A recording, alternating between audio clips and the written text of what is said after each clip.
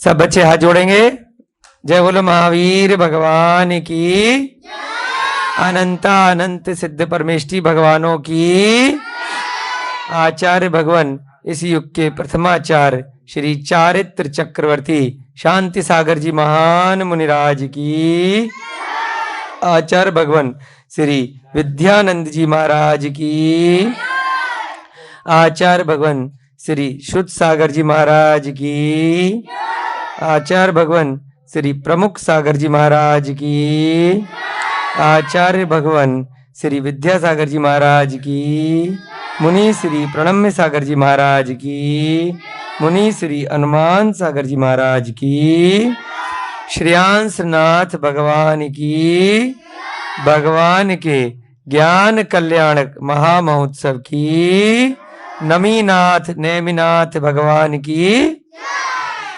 सभी ज्ञानदानम गुरुकुल के छात्र छात्रा, अध्यापक अध्यापिकाएं, सभी संस्थानम वेदानम शहादा महाराष्ट्र के परिसर में अस्पताल में आए हुए पशु पक्षी, आकाश में विचरण करते हुए सभी पक्षी, सभी त्रियंच गति के जीव जो भी स्वाध्याय को सुनने के लिए यहाँ उपस्थित हुए हैं, इसके अतिरिक्त जो भी महानुभाव वीडियो इत्यादि के माध्यम से यहाँ पर स्वाध्याय की कक्षा को सुन रहे हैं, सभी भव्यजन, सभी श्रावक श्रेष्ठी जन, सभी स्वयंसेवी, सभी को जय जिनेन्द्र जय दू जड़ंदो।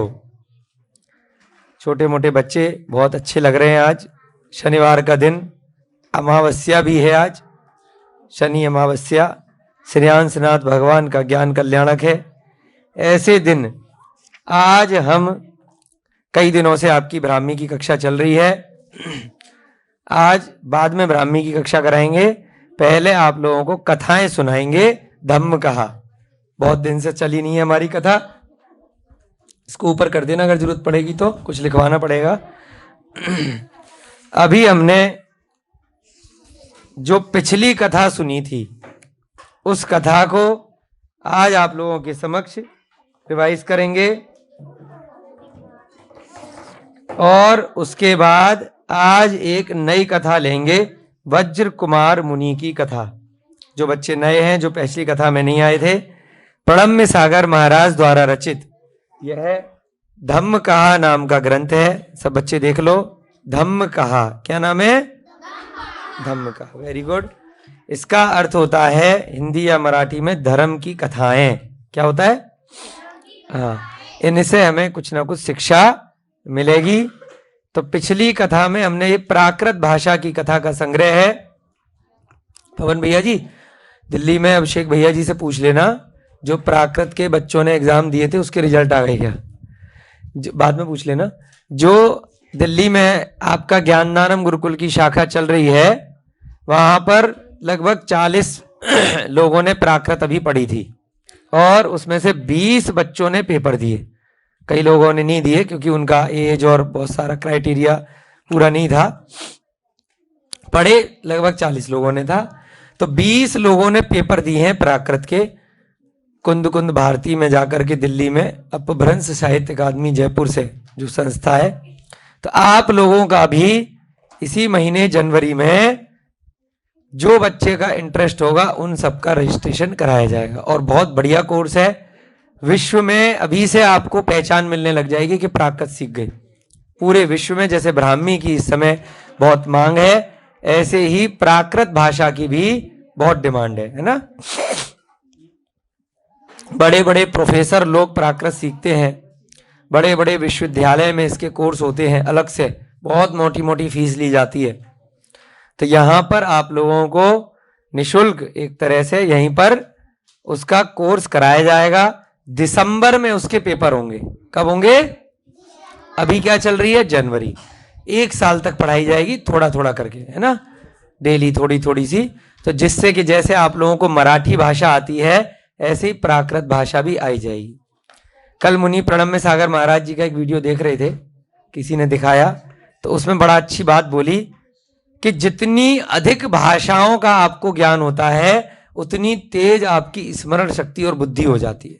ऐसा नहीं है कि पहले से हमें मराठी आती है या हिंदी आती है या अंग्रेजी आती है तो और कितना याद करेंगे। जितनी ज्यादा भाषाओं का ज्ञान होगा उतना ज्यादा बड़े आप विद्वान बनोगे, उतनी ज्यादा आपकी विश्व में पहुंच बनेगी, आपका नाम होगा और आपको ज्ञान प्राप्त होगा, आपका चरित्र अच्छा होता जाएगा। क्योंकि कई भाषाएं सीखोगे तो कोई कंफ्यूजन वाली बात नहीं है कि कितना दिमाग में बैठाएंगे। दिमाग की शक्ति बहुत ज्यादा होती है, छोटा सा होता है दिमाग, उसके अंदर इतनी पावर होती है, इतनी पावर होती है कि आप इस मनुष्य पर्याय में भगवान भी बन सकते हैं, केवल ज्ञान भी प्राप्त कर सकते हैं उसी दिमाग के खातिर, उसी आत्मा से।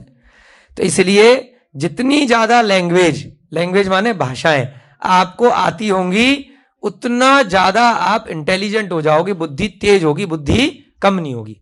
जितना ज्यादा आप सीखोगे उतना ज्यादा आपको ज्ञान प्राप्त होता जाएगा। ऐसा नहीं है कि ज्ञान कम हो जाएगा, समझ रहे हो। ज्ञान बांटने से बढ़ता है या कम होता है? क्यों आंचल? बढ़ता है ना, एक ही चीज है ऐसी दुनिया में और इसके अलावा कोई दूसरी ऐसी वस्तु नहीं बनी जो बांटने के बाद बढ़ जाए, है ना। जितना बांटोगे और जितना प्राप्त करोगे, जितना भरोगे, जितना इकट्ठा करोगे, जितना ज्ञान लोगे उतना बढ़ता चला जाएगा, बढ़ता चला जाएगा। उसकी कोई रखने की सीमा नहीं है। जैसे आपके पास कोई बर्तन है, उसमें पानी कितना भर सकते हो, जितनी उसकी सीमा है। घर में कितना सामान भर लोगे, कमरे में अपनी टेबल के अंदर जो दराज आपके पास है, कितनी किताबें भर लोगे, कितनी पेन पेंसिल, जितनी उसकी जगह है ना, उससे ज्यादा तो नहीं भर सकते। परंतु ज्ञान प्राप्त करने की कोई जगह नहीं है, अनंत है, कोई सीमा नहीं है। तो इसलिए कोई बच्चा घबराएगा नहीं कि इतना ज्यादा क्यों पढ़ा रहे हैं। आगे के लिए भी आपको बता देते हैं, ज्ञानदानम गुरुकुल में आप बच्चों को ज्योतिष विद्या भी सिखाई जाएगी। क्या सिखाई जाएगी? ज्योतिष जानते हो? कौन जानता है? हाँ बताओ। ज्योतिष नाम सुना है? ज्योतिष विद्या हाथ देखने वाले सुने? हाथ देख करके बताते हैं, अरे तू कब मरने वाला है, माल आने वाला है ना, भविष्य बताने वाले। तो आप लोगों को ज्योतिष विद्या भी सिखाई जाएगी कि आप लोग कैसे अपना और दूसरे का भविष्य देख सको। ठीक है, बड़ी बड़ी बड़ी विद्याएं हैं यहाँ ज्ञानदानम गुरुकुल में। उस सबके अपन टीचर बुलाएंगे, हम भी सीखेंगे। दूसरा, आपको वास्तु विद्या सिखाई जाएगी। क्या सिखाया जाएगा? वो क्या होता है? कौन बताएगा? हाँ बोलो, क्या बोले? बोलो कौन, कुछ तो तुक्का लगाओ। वास्तु विद्या होती है कि मकान कैसे बनाना है, घर में किचन कहां पर होगा, दरवाजा कहां होगा। इंजीनियरिंग कहते हैं उसको आज के समय में, है ना। हमारे नाहर अंकल जो ये आपके गुरुकुल की बिल्डिंग बना रहे हैं ना, उनके बेटे जो सिद्धार्थ भैया हैं वो वास्तुविद भी हैं और अमेरिका से कोर्स कर रहे हैं, है ना। विदेशों में जा जाकर के वास्तु के, जर्मनी से कोर्स होते हैं, अमेरिका से कोर्स होते हैं, यहां पर बैठ के भी पढ़ाई होती है। बहुत फीस ली जाती है, लाखों रुपए की उसकी। वो विद्या भी आपको यहाँ पर सिखाई जाएगी, जिस बच्चे के भाई रुचि होगी उसमें। तो वास्तु में मंदिर का वास्तु, घर का वास्तु, स्थान का वास्तु, जमीन का वास्तु, ये भी सिखाया जाएगा। उसके साथ आप लोगों को संगीत विद्या भी सिखाई जाएगी। संगीत तो जानते होगे क्या? म्यूजिक, बहुत सुंदर।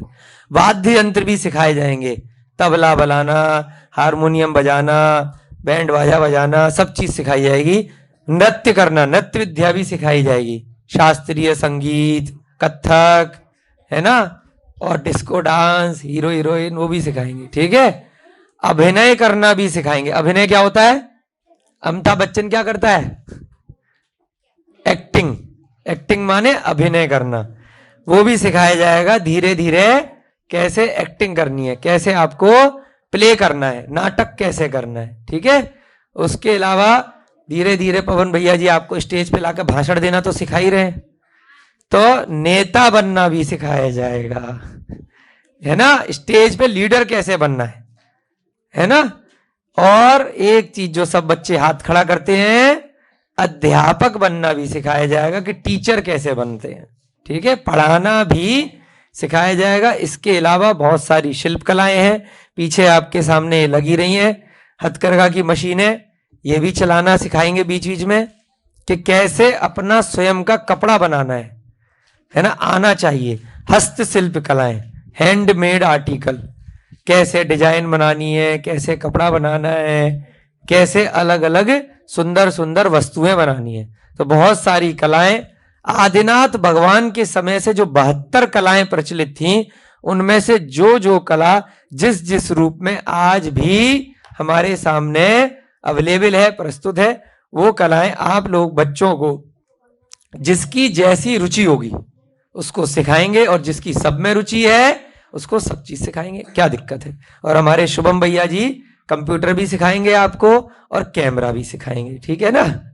वो तो आपको धीरे धीरे सिखाएंगे ही। जैसे ही उधर कमरे तैयार हो जाएंगे तो 20-25 नए कंप्यूटर और यहाँ पर लेके आएंगे जल्दी से, 2-3 महीने के अंदर जैसी रूम तैयार हो जाएंगे, जिससे कि जो भी बड़े बच्चे हैं उन सबको 1-1 घंटे के लिए अपना अपना कंप्यूटर दे करके, अभी तो क्या है 2-3 कंप्यूटर है यहाँ पे, कुछ लैपटॉप है, तो पूरे रूम में एक बड़े हॉल में वहां पर बहुत सारे नए कंप्यूटर लगाएंगे, जिससे कि प्रॉपर आपकी आराम से कंप्यूटर की क्लास हो। और जो बाकी शिक्षाएं हैं, हिंदी, अंग्रेजी, मैथमेटिक्स, साइंस, भूगोल, है ना, हिस्ट्री, मराठी, है ना, संस्कृत, प्राकृत, हाँ प्रैक्टिकल साइंस के सारे, वो भी आपको सारे की सारे सिखाए जाएंगे, किसी में भी कोई कमी नहीं की जाएगी। जब ज्ञान दानम गुरुकुल के यहाँ से बच्चे निकलेंगे तो अपना माता पिता का भी नाम रोशन करेंगे, अध्यापकों का भी रोशन करेंगे, ठीक है। अभी एक बच्चे के बारे में हमने देखा था, छोटा सा बच्चा है ऐसा, कौटिल्य नाम है उसका। क्या नाम है? वो अहमदाबाद के आदिनाथ गुरुकुल का है, गुरुकुल का बच्चा, छोटा सा, और उसको पूरे विश्व के सारी जगहों के नाम पता है, सारी राजधानियों के नाम पता है। अमिताभ बच्चन के कौन बनेगा करोड़पति में सारे प्रश्नों के उत्तर दे दिए।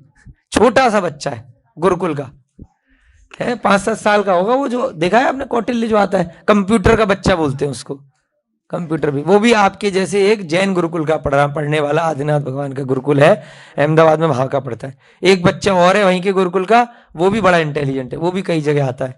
तो ऐसे ही आपके यहाँ से जो 2-3 शैतान बच्चे हैं ना, इन पे हमारा टारगेट है, यही ऐसी नाम रोशन करेंगे। जो शैतान बच्चे होते हैं वही बहुत बुद्धिमान होते हैं, ठीक है, उन्हीं की बुद्धि बहुत तेज चलती है। समझ गए बच्चों?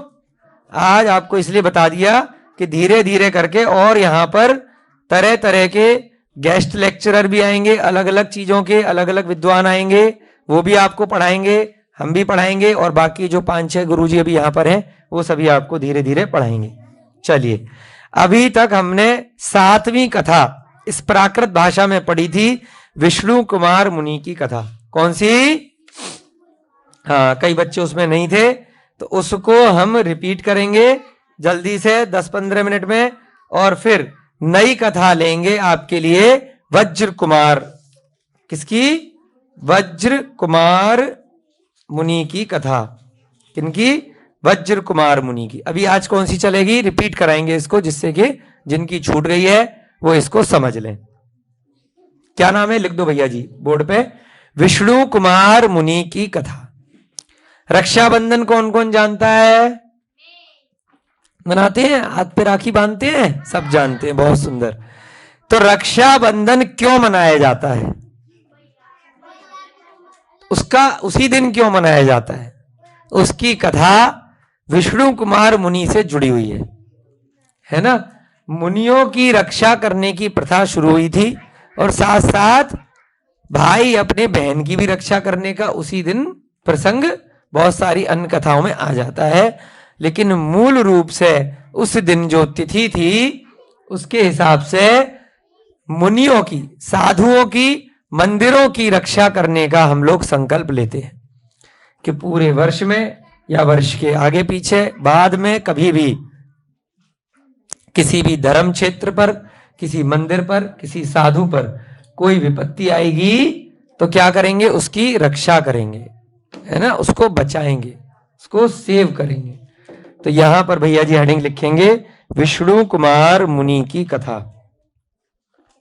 आप लोगों को, क्योंकि पिछली बार ये कथा पूरी हो चुकी है, तो इसकी समरी यानी कि सारांश धीरे धीरे बताएंगे। विष्णु कुमार मुनि की कथा।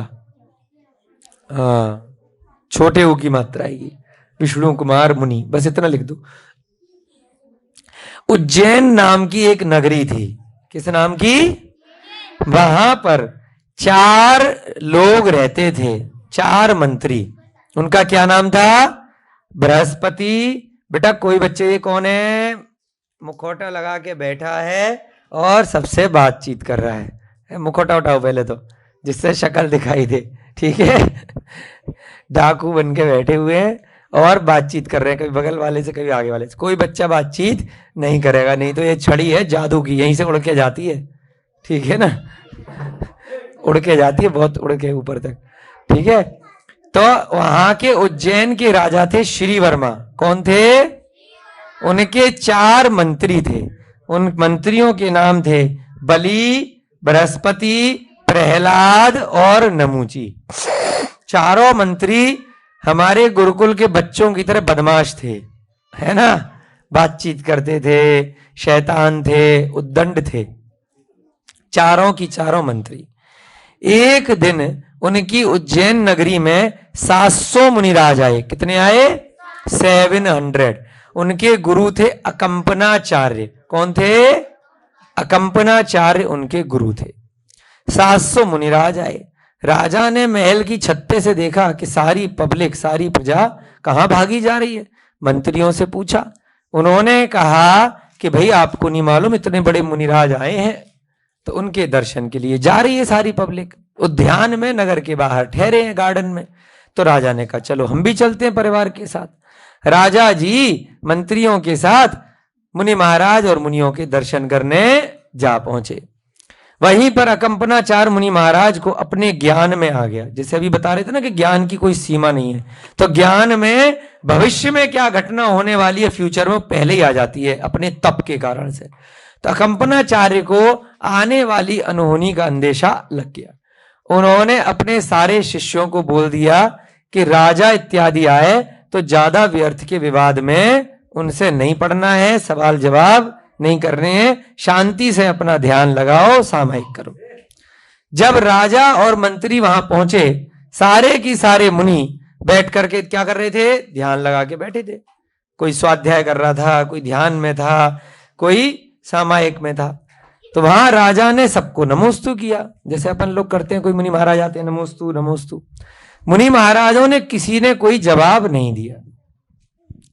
तभी जो बलि इत्यादि मंत्री थे उन्होंने राजा को चिढ़ा दिया कि देखो ये सारे की सारे तो ढोंग कर रहे हैं, ये तो सब मौनी बाबा बन के बैठे हैं, ढोंगी हैं, पाखंडी हैं। तो राजा ने उनकी बात सुन ली, अच्छा ऐसा है क्या। और फिर वो लोग जब मुनि महाराज ने कुछ बोला ही नहीं तो वापस जाने लगे थोड़ी देर बैठ करके।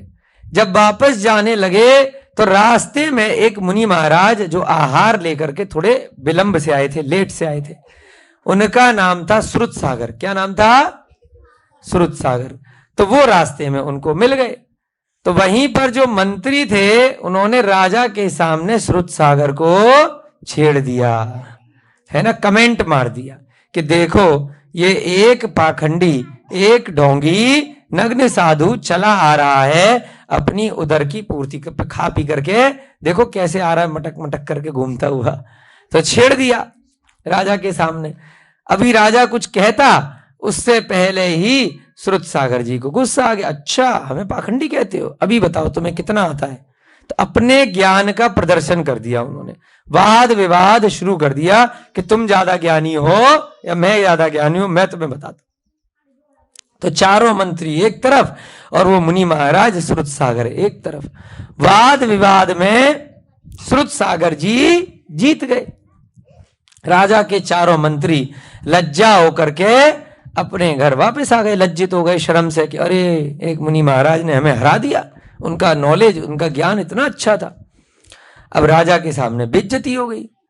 तो उसके बाद वो अपने घर पहुंचे राजमहल में। यहां श्रुत सागर मुनि महाराज अपने गुरु के पास पहुंचे, अकंपनाचार्य के पास। उनको बोला कि देखो महाराज जी आप बड़ा नाम रोशन कर आए हो आपका, बाहर जो है ऐसे ऐसे राजा और मंत्री मिले, मैंने उनको कंपटीशन में, प्रतियोगिता में हरा दिया, वाद विवाद में। तो उसके बाद अकंपनाचार्य ने अपना सर पकड़ लिया कि जिस चीज का मना किया था वही काम ये कराए, अब क्या किया जा सकता है, आगे कुछ ना कुछ गड़बड़ हो जाएगी इसकी वजह से। तो उन्होंने श्रुतसागर मुनि महाराज को कहा कि देखो, तुमने जो व्यर्थ का वाद विवाद किया है उसके कारण से पूरे संघ पर कोई विपत्ति आ सकती है, कोई कष्ट आ सकता है। तो तुम एक काम करो, जिस स्थान पर तुम्हारा उनसे वाद विवाद हुआ था, बहस हुई थी, उसी स्थान पर अभी चले जाओ और भगवान का नाम लो और वहां जाकर के रात्रि पर्यंत, पूरी रात्रि भर तुम उपवास इत्यादि के चारों प्रकार के आहार जल का त्याग कर देना और सामायिक में ध्यान में लीन हो जाना। अगर वहां पर कोई घटना घटित होगी तो तुम्हारे साथ होगी, बाकी संघ बच सकता है, अगर हुई तो, नहीं हुई तो कोई बात नहीं। तो वहां जाकर के श्रुतसागर जी ने अपने गुरु की आज्ञा का पालन किया, एक स्थान पर खड़े हो गए, वहीं पर पूरी रात्रि भर उन्होंने ध्यान लगाया, वहां के देवी देवता यक्ष इत्यादि का स्मरण करके वह ध्यान में लीन हो गए, जैसा गुरु ने कहा था। उसके बाद इधर जब वो लज्जित होकर के मंत्री लोग अपने घर पहुंचे, उन्होंने बैठ करके प्लानिंग करी कि राजा के सामने हमारी बड़ी बेइज्जती हो गई है, तो बदला कैसे लिया जाए, रिवेंज कैसे लिया जाए। उसके लिए वो चारों मंत्री अपनी अपनी तलवारों को लेकर के रात्रि के समय अपने घर से चोरी छिपे निकले कि चलो जाकर के उन मुनि महाराजों से, उस पूरे संघ से बदला लेते हैं। तो वहीं जब जा रहे थे तो उसी स्थान पर जहां पर बहस हुई थी, वाद विवाद हुआ था, वहीं पर वह श्रुतसागर टकरा गई रात में। अरे ये तो वही है जिसने हमें दिन में हराया था, तो पहले इसी को निपटा देते हैं, बाद में जाकर के इनके गुरु और बाकी के संघ के बाकी मुनियों को देखेंगे, उनसे निपटेंगे बाद में।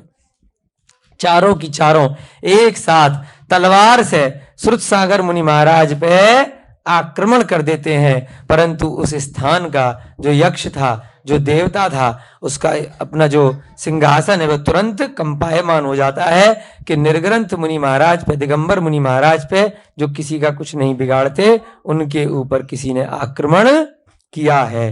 तुरंत वो वहां पर जाकर के 1 सेकंड के अंदर पहुंच जाता है और उन चारों को कीलित कर देता है। कीलित माने वैसे की वैसा खंबा बना दिया, पत्थर का बना दिया, जैसे उन्होंने तलवार लेकर के वार किया था मारने के लिए, वैसा की वैसा ही, बोलते ना स्टैच्यू, बोलते ना बच्चे आप खेलते हो स्टैच्यू बन जाओ, है बोलते हो, तो वही स्टैच्यू बना दिया। जैसे उसने तलवार उठाई थी, चारों ने, मुनि महाराज बीच में, और चारों पत्थर बन गए, स्टैच्यू बन गए, वैसे की वैसे ही। और उसके बाद जब सुबह हुई तो नगर के निवासी महाराजों के दर्शन करने के लिए जब पहुंचे, उन्होंने देखा कि अरे ये तो 4 लोग मनुष्य जैसे हैं और पत्थर बने हुए हैं, क्या मामला है, ये तो स्टैच्यू बन गए, कीलित हो गए।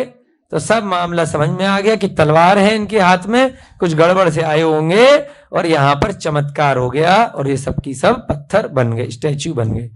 तुरंत खबर राजा तक पहुंच गई, श्री वर्मा तक। उसने आकर के उन चारों की चारों को बहुत दंडित किया। अभी तो पत्थर बने हुए थे, जब राजा पहुंच गया तो जो देवता था उसने उन्हें पुनः जीवित कर दिया और मुनि महाराज ने उनको अभयदान दे दिया। जैसे अपनी संस्था है ना अभयदानम, जीवों के ऊपर दया करने के लिए, तो किसी ने बुरा भी किया तब भी उसका बुरा नहीं करना, बदला नहीं लेना। उन चारों को मुनि महाराज जी ने माफ करवा दिया। परंतु अब राजा ऐसे दुष्ट लोगों को तो रखता नहीं अपने यहाँ, आगे दोबारा गड़बड़ी करें। तो राजा ने उन चारों को क्या किया, उनका सर मुड़वाया, गधे पे बिठाया, काला मुंह किया और नगर के बाहर निकाल दिया कि अब तुम यहाँ पे नहीं रहोगे। पहले तो कम बेइज्जती हुई थी, अब तुम्हारी और ज्यादा बेइज्जती होगी। आगे चल करके धीरे धीरे वे चारों किसी दूसरे नगर में जाकर के मंत्री बन गए। भटकते भटकते भटकते भटकते यहाँ उज्जैन नगर से निकले और हस्तिनापुर में जा पहुंचे और वहां पर राजा के मंत्री बन गए। हस्तिनापुर में जो राजा थे उनका नाम था पद्मनाभ। क्या नाम था? हाँ। और उनके पिताजी थे महापद्म। कौन थे? महापद्म। तो महापद्म जी भी बड़े वैरागी थे। एक दिन उनको वैराग्य आ गया कि संसार में कुछ नहीं रखा, सब बेकार की बातें हैं। तो उनको वैराग्य आ गया और वे जो महापदम पिताजी थे वो पुत्र को राज्य दे करके दीक्षा लेकर के जंगल में चले गए। उनका एक पुत्र और था जिसका नाम था विष्णु कुमार। क्या नाम था? तो पुत्र ने कहा कि पिताजी जब आप जा रहे हो हम भी आपके साथ दीक्षा लेंगे, क्योंकि भविष्य में तो हमें भी छोड़ना है। तो जब भविष्य में छोड़ना है तो आज ही छोड़ दो, क्यों चक्कर में पकड़ो। जो चीज छोड़नी है तो उसको पहले पकड़ो, क्यों पकड़ने से पहले ही छोड़ दो। तो विष्णु कुमार अपने पिताजी के साथ दोनों की दोनों ने दीक्षा ले ली। और इधर जो उनके दूसरे पुत्र थे उनका नाम था पदम। क्या नाम था? वो राजा बन गए।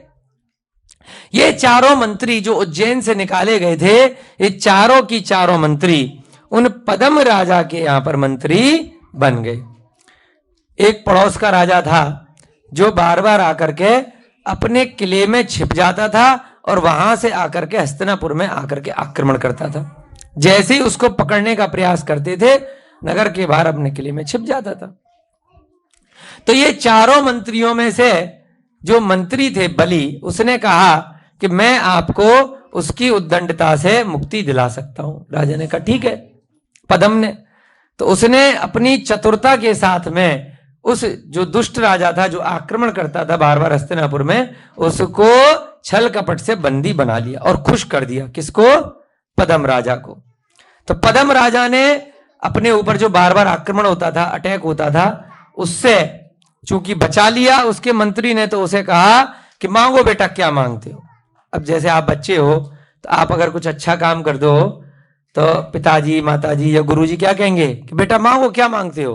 अगर अच्छे नंबर ले आए तो क्या मांगेगा बच्चा? साइकिल दे दो, है ना, पेन पेंसिल दे दो, कपड़े ले आओ, घूमने ले चलो। जैसी उसकी बुद्धि होगी उस हिसाब से मांग लेगा। तो ऐसे ही यहां पर पदम ने कहा जो मांगोगे तो मिल जाएगा। परंतु बलि और मंत्री बड़े चतुर थे। उन्होंने कहा अभी तो आपकी दया से हमारे पास सब कुछ है, जब कभी जरूरत पड़ेगी तब दे देना, अभी कोई जरूरत नहीं है। तो यहां पर जो वर दिया था उसको उन्होंने रिजर्व रख लिया, है ना, कि कभी जरूरत पड़ेगी तब मांग लेंगे। एक दिन क्या हुआ, वही 700 की 700 मुनिराज जो अकंपनाचार इत्यादि थे विहार करते करते हस्तिनापुर में जा पहुंचे। जैसे ही हस्तिनापुर में पहुंचे तो यहां पर भी जो पदम राजा था उसके पिताजी और भाई दोनों मुनि बने थे। तो वो तो जैन धर्म को मानने वाला था, वो भी दर्शन करने के लिए वहां पहुंचा।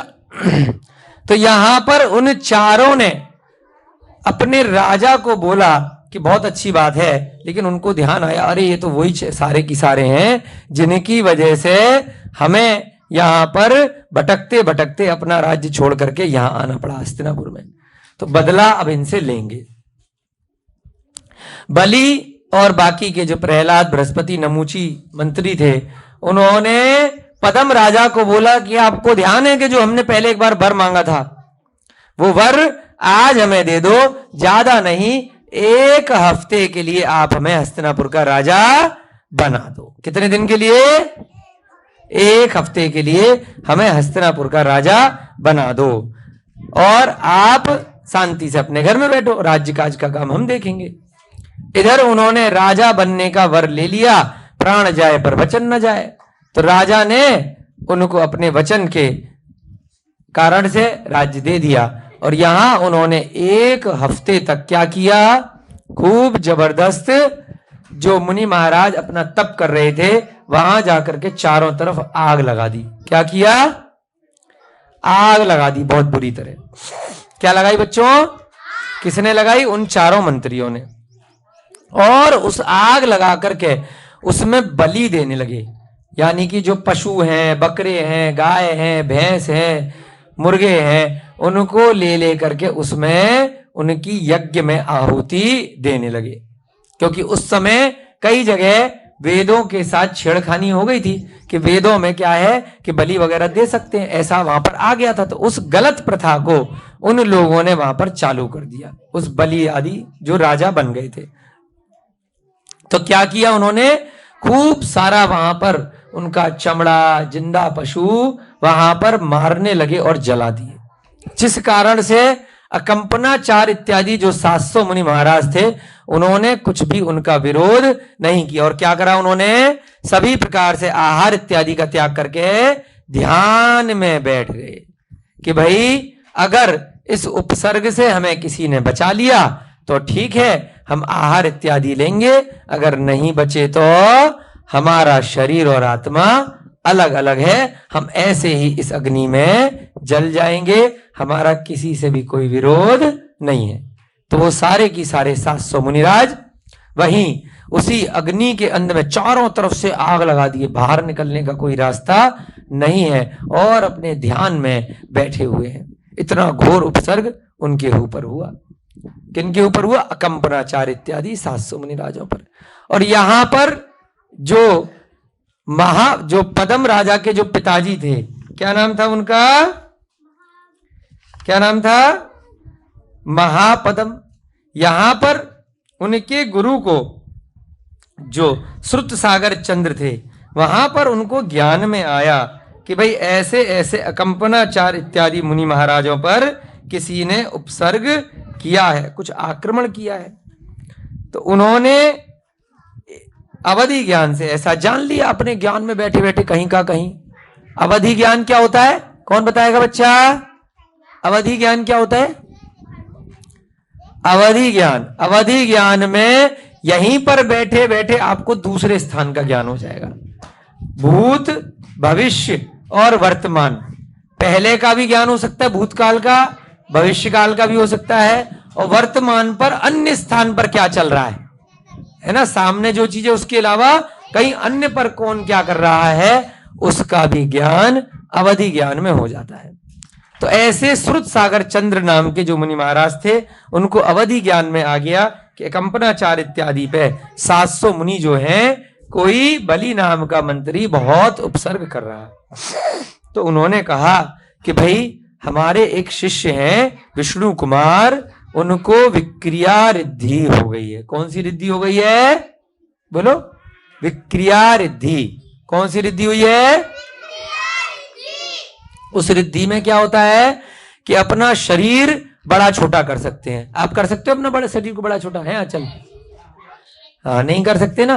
विद्याधर लोग कर सकते हैं, और जिनको विक्रिया रिद्धि हो वो कर सकते हैं। इसके अलावा जो देवी देवता होते हैं उनको भी विक्रिया रिद्धि होती है, विक्रियक शरीर होता है। तो विष्णु कुमार मुनिराज को अपने तप के प्रभाव से विक्रिया रिद्धि हो गई है। उनको खुद को नहीं मालूम है, उनके गुरु को दूर जगह बैठे पता है, मिथिला नगरी में बैठे हैं, उनको वहां मालूम है। तो उन्होंने अपने चुल्लक जी को भेजा कि चुल्लक जी जाकर के उन्हें बताओ। पुष्पदंत चुल्लक जी हैं, उन्होंने जाकर के विष्णु कुमार को बताया कि देखो वो जो उपसर्ग हो रहा है अकंपनाचार इत्यादि पर, उसको आप दूर कर सकते हो। तो उन्होंने कहा भाई हम कैसे कर लेंगे यहां बैठे बैठे। तो पुष्पदंत चुल्लक ने बताया कि आपको हमारे गुरु ने बताया है कि आपको विक्रिया रिद्धि है। तो उसको चेक करने के लिए उन्होंने अपना हाथ कैसे किया? विष्णु कुमार ने ऐसे किया उंगली। तो जैसे ही उंगली करी तो वो जाकर के सीधे पर्वत में आर पार हो गई। विक्रिया रिद्धि में जो शरीर होता है कहीं से भी निकल के कहीं जा सकता है, कहीं से भी, यहां डाला नीचे से निकल गई उंगली, जादू हो जाता है ना, ऐसा शरीर बन जाता है विक्रिया से।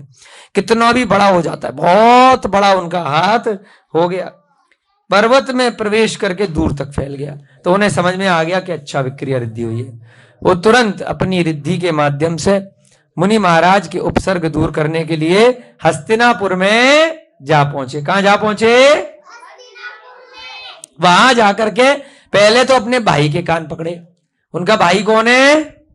जो अभी राजा है ना, महापद्म का बेटा जो उनका भाई है वो उनका राजा है पद्म, अपने गृहस्थ जीवन का। तो उसके कान पकड़े, भाई तेरे राज्य में यहां मुनि महाराजों पर इतना उपसर्ग हो रहा है और तुम शांति से बैठे हो, क्या मामला है? उसने, पद्म ने अपने भाई को बता दिया मुनि महाराज को कि भैया जी ऐसे ऐसे बात है, महाराज जी नमोस्तु, कि मैंने इनको एक वर दिया था और अभी मेरे हाथ वर से बंधे हुए हैं, तो मैं वचन के कारण से कुछ नहीं कर सकता। आप देखो, आपने तो किसी को कोई वचन दिया नहीं है, आप देखो कुछ कर सकते हो तो। उनने कहा कोई बात नहीं, हम खुद ही निपट लेते हैं इन लोगों से। तो ऐसा बोल करके जो विष्णु कुमार मुनि महाराज थे, जहां पर उन लोगों ने आग लगा रखी थी कंपनाचार्य में, वहां जा पहुंचते हैं और एक वामन का अवतार लेते थे। वामन माने बौना आदमी, और एक ब्राह्मण का, ब्राह्मण जैसी ड्रेस पहन लेते हैं, खूब माला वाला पकड़ लेते हैं और कमंडल लमंडल लेकर के तिलक विलक करके पहुंच जाते हैं। ब्राह्मण वामन का अवतार ले लेते हैं, ऐसा अपना रूप विक्रिया से बना लेते हैं और वहां जाकर के खूब वेदों का पाठ करते हुए पहुंच जाते हैं। तो अब वो चारों मंत्री जो थे वो वेदों को मानने वाले ब्राह्मण थे। तो जैसे ही उन्होंने अपने मत के अनुरूप गुरुजी को देखा तो बोले, मांगो गुरुजी, क्या चाहिए, जो मांगोगे तो मिलेगा, आपकी सेवा में हम तत्पर हैं, बताइए क्या चाहिए। तो उन विष्णु कुमार के रूप में जो वामन अवतार लिया था, उन्होंने कहा कि मुझे ज्यादा कुछ नहीं चाहिए बच्चों, मुझे बस 3 पग भूमि दे दो। कितनी भूमि? 3 पग, यानी कि 3 कदम, 3 कदम की जमीन दे दो, वहीं अपना बैठ करके ध्यान में लगा लूंगा, बैठ जाऊंगा, लेट जाऊंगा रात में, कोई ज्यादा जगह मुझे नहीं चाहिए। उनने कहा बस? 3-4 बार पूछा, कितने में तुम्हारा काम हो जाएगा? उन्होंने कहा हाँ हो जाएगा। फिर देखो पलटना मत बात से। तो जल लेकर के कमंडल का शपथ लो पहले, उसके बाद मानूंगा। अगर मान लो मैंने कदम कुछ ज्यादा बड़ा रख दिया तो तुम मुकर गए तो अपने प्रॉमिस से। उन्होंने कहा कोई बात नहीं, हाथ में जल लिया और दोनों ने शपथ ले ली कि हमने आपको प्रॉमिस कर दिया कि हम आपको जो मांगोगे वो दे देंगे। उसके बाद जब 3 पग 3 कदम भूमि नापी तो उन्होंने विक्रिया से अपना शरीर बहुत बड़ा कर लिया, इतना बड़ा कर लिया, इतना बड़ा कर लिया कि पहला कदम कहां रख दिया? सुमेरु पर्वत पर, 1 लाख योजन ऊपर, है ना, इतना बड़ा कर लिया। पहला कदम सुमेरु पर्वत पर रख दिया और दूसरा कदम जहां तक मनुष्य लोक है 2.5 दीप तक 45 लाख योजन चौड़ा व्यास। दूसरा कदम कहां रख दिया? 2.5 दीप के कोने पर मानुषोत्तर पर्वत पर। अब भाई 2 कदम हो गए, पूरा की पूरा मनुष्य लोक पूरा हो गया, अब जगह ही नहीं बची। तो अब उन्होंने पूछा कि भाई तीसरा कदम कहां रखूं? तो अब भाई कहां रखेगा? तो तीसरा कदम उस बलि के सर पर रख दिया, उसकी पीठ पर रख दिया, है ना। उसके बाद सब जगह हाहाकार मच गया, क्या हो गया, क्या हो गया, क्या हो गया। किन्नर आदि सारे की सारे देवी देवता आ गए और फिर हाथ जोड़ करके उन्होंने चारों ने पूछा भैया क्या मामला। उन्होंने कहा ये जो गलत काम तुम कर रहे हो, मुनि महाराजों को आग लगा रखी है, इसको बुझाओ, तब तुम्हें जीवित छोड़ेंगे, नहीं तो अब तुम्हारा खेल खत्म, है ना, काम तमाम, दी एंड हो जाएगा। तो इसलिए उन्होंने चारों ने खूब माफी मांगी और जो इतना चमत्कार देख लिया, भाई चमत्कार को नमस्कार है। पहले भी चमत्कार हुआ था, खुद पत्थर बना दिए गए थे लेकिन अकल नहीं आई थी, अभी भी नहीं माने थे। तो अब यहां पर फिर से चमत्कार हो गया तप के प्रभाव से कि एक मुनि महाराज ऐसा भी कर सकते हैं। उसके बाद जब उनको उपसर्ग का उन्होंने माफी मांग करके निवारण कर दिया तो चारों के चारों मंत्री उन मुनि महाराज के सेवक बन गए, जैन धर्म के अनुयायी बन गए और खूब क्षमा मांगी और सच्चे श्रावक बन गए, है ना। और आगे चलकर उन्होंने भी अपना कल्याण किया। उस दिन के बाद से ही रक्षाबंधन का पर्व वर्तमान में भी हम लोग मनाते आ रहे हैं, क्योंकि उस दिन उन मुनि महाराजों पे उपसर्ग दूर हुआ था और नगर के लोगों ने बहुत सारे आहार दान के लिए चौके लगाए थे और उसमें बहुत हल्की वस्तुएं दी गई थी, क्योंकि उनका शरीर झुलस गया था, बहुत कम वो खा पी सकते थे, है ना, झुलस गए, बीमार हो गए थे ना, आग के बीच में किसी को रख दें तो आग से हाथ जल जाता है ना, तो हल्की चीजें उनको सेवई इत्यादि दी गई थी। तो तब से परंपरा बना ली गई है कि रक्षाबंधन के दिन हम अपने मुनि महाराजों का मंदिरों की रक्षा करेंगे और साथ साथ बहुत सारे लोग अपनी बहन जो होती है बहन से राखी भी बनवाते हैं उसी दिन, ठीक है। तो ये जल्दी जल्दी से आपको इसका सारांश बता दिया।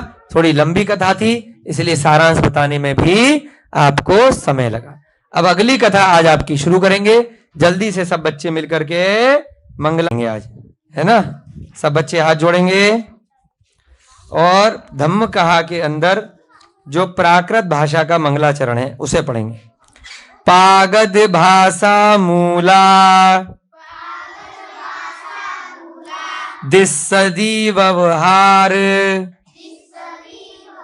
भारदे देसे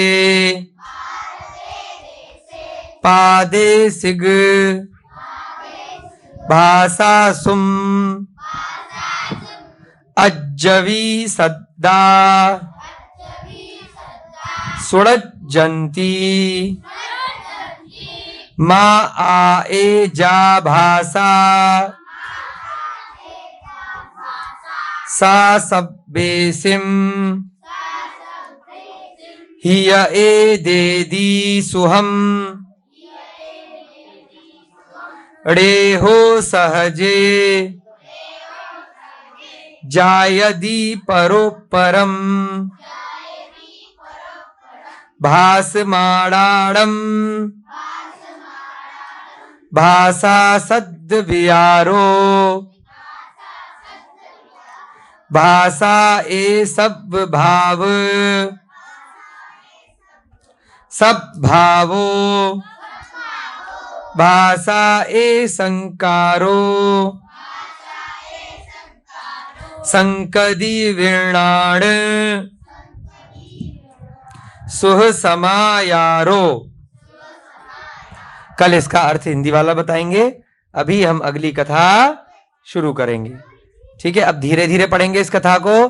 पहली वाली कथा बहुत फास्ट सुनाई थी, इसलिए जो बच्चे पिछली कथा में नहीं आए थे उनको समझने में थोड़ी सी दिक्कत आई होगी।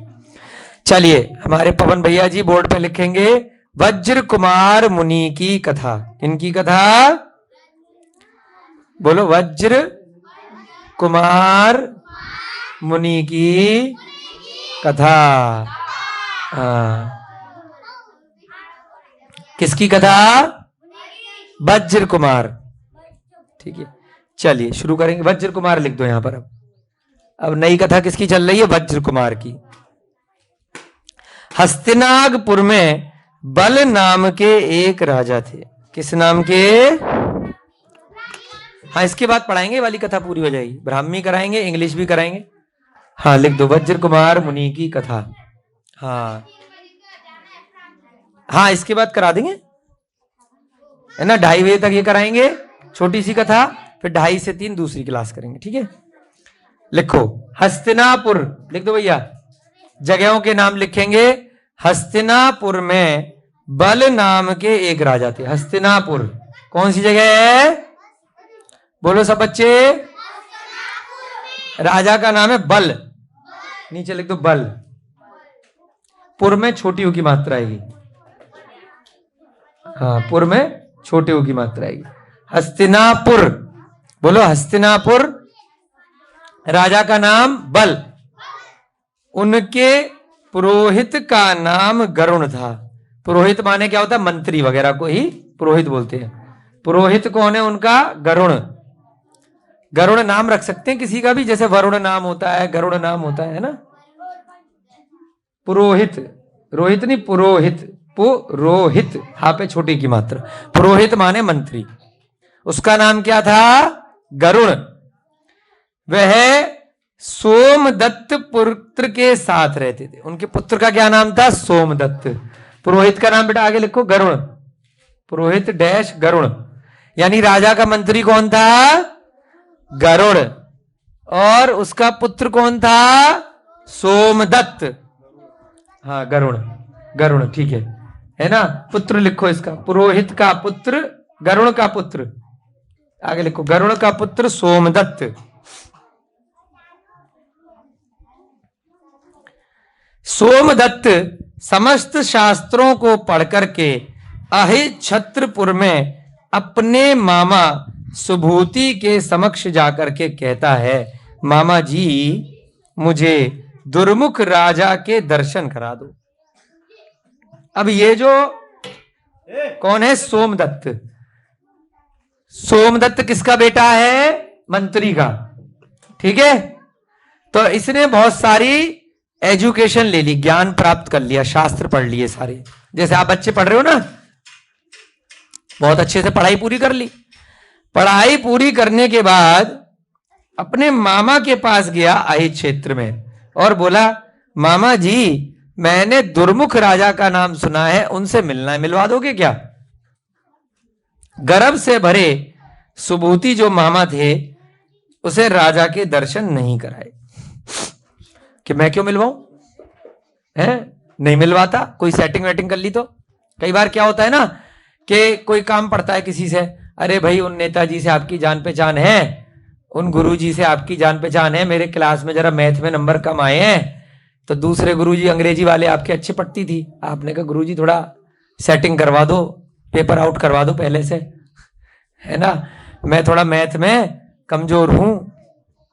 तो अब वो करवा देंगे, अगर आपसे प्रिय होगा तो अरे ठीक है बेटा कोई बात नहीं करवा दूंगा, जान पहचान पहले से पेपर बता दूंगा।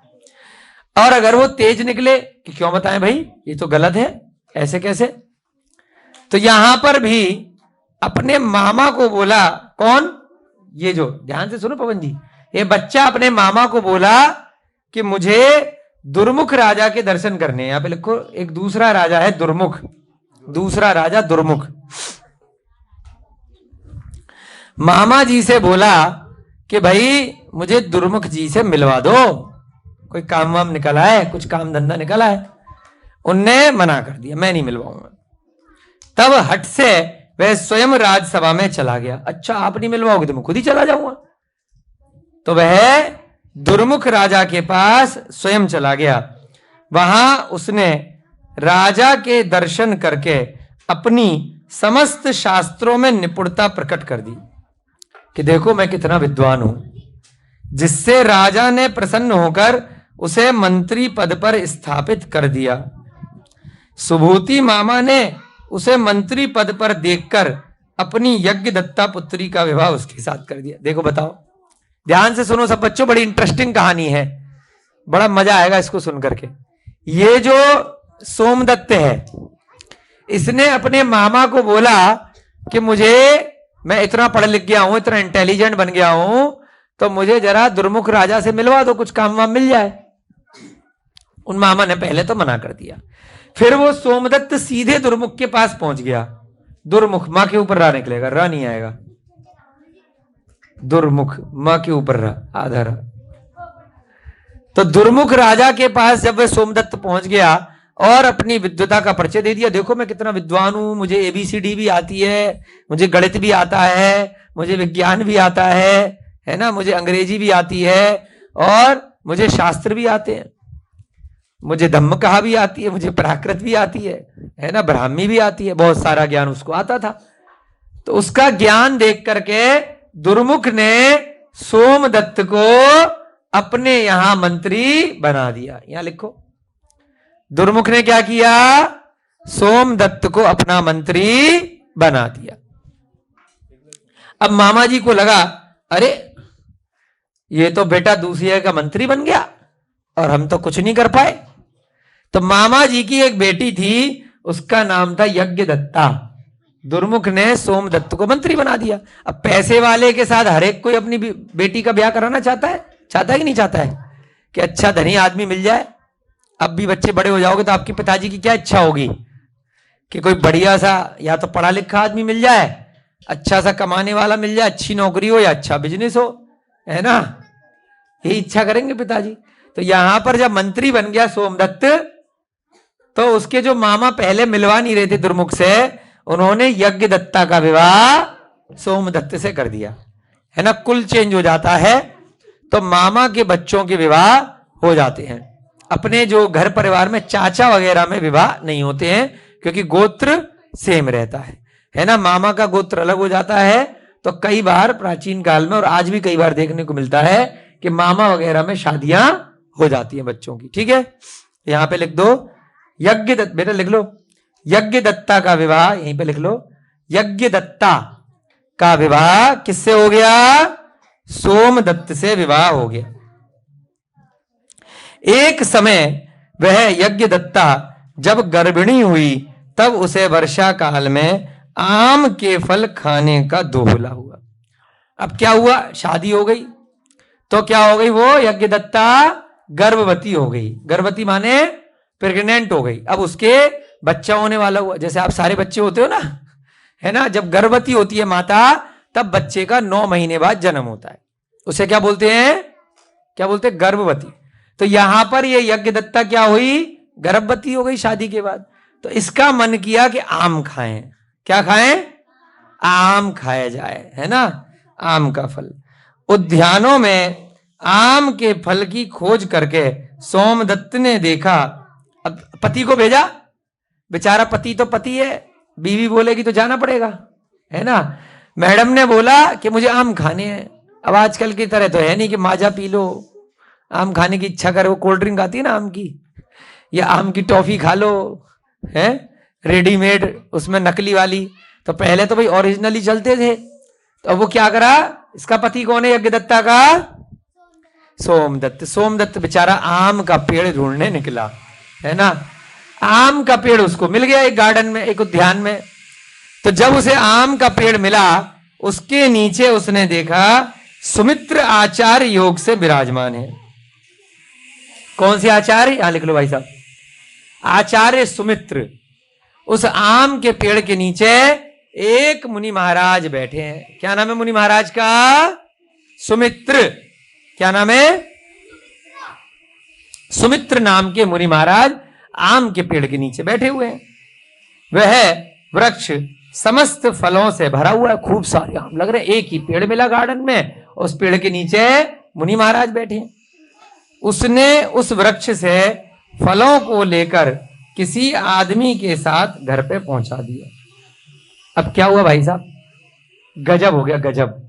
ध्यान से सुनो, बड़ी इंटरेस्टिंग कथा है। उसने देखा कि मुनि महाराज पेड़ के नीचे बैठे ध्यान में, तो पहले तो सारे फल तोड़ लिए, वो ध्यान में बैठे रहे। उसके बाद उनके साथ मंत्री था, एक असिस्टेंट साथ में चल रहा था, कर्मचारी। जैसे आप लोग चलते हो ना साथ में, किसी भाई बंधु को लेकर के घूमने निकलते हो, है पवन जी, असिस्टेंट लेकर के चलते हैं ना राजा महाराजा मंत्री लोग।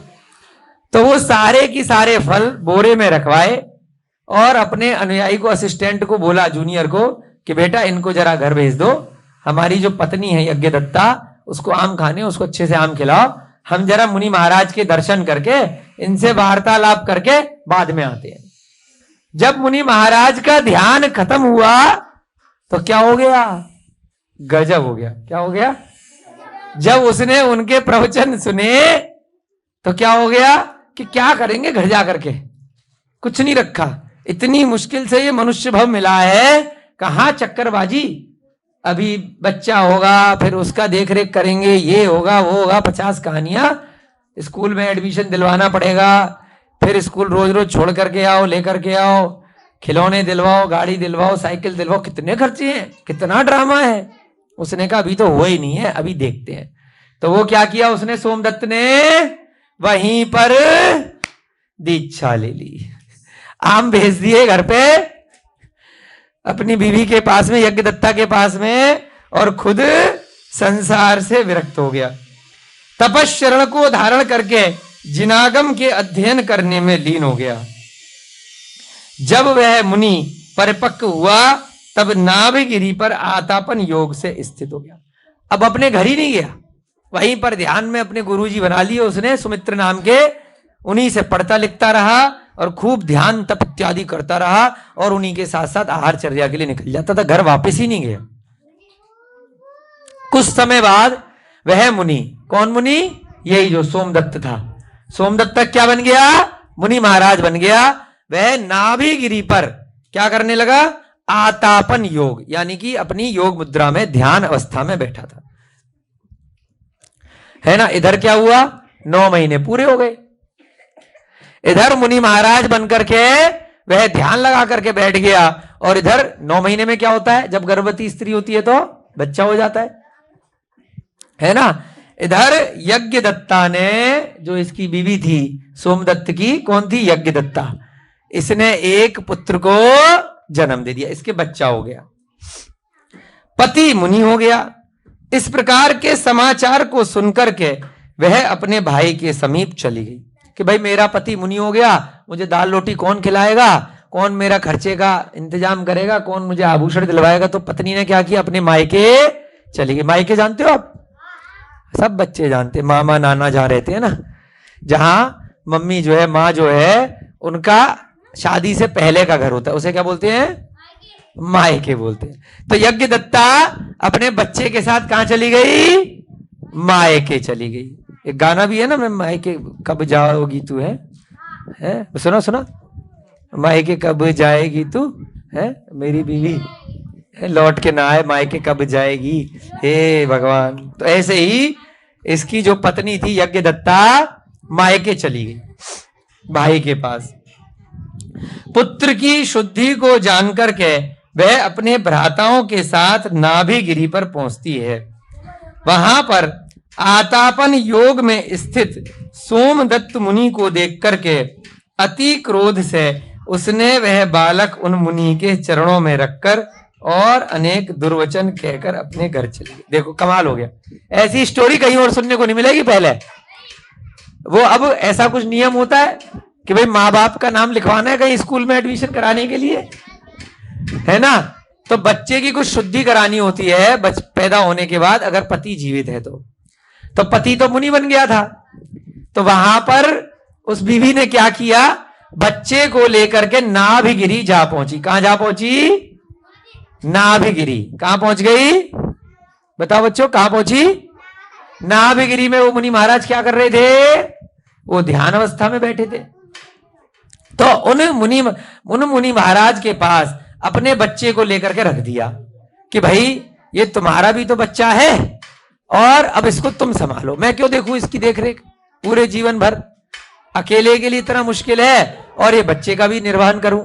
तो बहुत उल्टा सीधा उनको, वो अपने ध्यान में बैठे हैं, खूब उसने बक बक बक बक बक बक बक बक खूब सुनाई कि भाई अगर तुम्हें दीक्षा लेनी थी, मुनि महाराज बनना था, तो शादी क्यों करी, और शादी कर ली थी तो बच्चा क्यों हुआ, है ना, और यहां करके क्यों बैठ गए, गृहस्थ जीवन के भी तुम्हें बहुत सारे काम हैं, चलो घर। खूब समझाया उनको, खूब धमकाया, खूब उल्टा सीधा बोला, खूब गालियां दी, खूब दुर्वचन कहे। किसको कहे? अपने ही गृहस्थ जीवन के पति को। किसने कहे?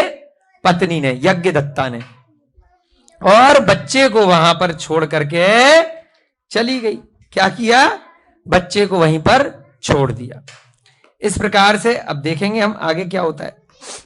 उस समय पर अपने छोटे भ्राता के द्वारा राज्य से निकाला गया दिवाकर देव नाम का विद्याधर अपनी स्त्री के साथ मुनि वंदना करके के लिए आया था। अब एक विद्याधर वहां पर उड़ते हुए जा रहा था। क्या नाम था? नीचे मिटाओ भैया। विद्याधर। विद्याधर कौन बताएगा? पहले आपको बताया चुका हूं। विद्याधर क्या होते हैं? जो आकाश में उड़ने लगते हैं, है ना, उनको क्या बोलते हैं? विद्याधर। एक विद्याधर वहां से अपनी पत्नी के साथ उड़ करके जा रहा था और उसको अपने छोटे भ्राता के द्वारा राज्य से निकाल दिया गया था। सब जगह झगड़े होते हैं। उसके छोटे भाई ने प्रॉपर्टी पे कब्जा कर लिया था। क्या किया? प्रॉपर्टी पे, राज्य पे कब्जा कर लिया। जैसे आजकल करते हैं ना कि तेज तेज दिमाग का कोई होता है, उसने कब्जा कर लिया और भाई को निकाल दिया। तो दिवाकर देव नाम का विद्याधर, यहां लिखो विद्याधर। विद्याधर का क्या नाम है? दिवाकर देव। वो वहां से अपनी पत्नी के साथ मुनि वंदना करके निकल रहा था। उसने एक बच्चे को वहां पर पड़ा हुआ देखा। मुनि महाराज ध्यान में बैठे हैं, उनके पास में एक छोटा सा बच्चा रो रहा है। उसको देख करके उसने ग्रहण कर लिया और उसे अपनी स्त्री को देख कर उसका नाम रख दिया वज्र कुमार। क्या रख दिया? ये जो बच्चा हुआ विद्याधर ने अडॉप्ट कर लिया, उसको गोद ले लिया, क्योंकि मुनि महाराज तो बच्चे का क्या करेंगे, वहां पर छोड़ करके चली गई। कौन? उनकी पत्नी जो थी।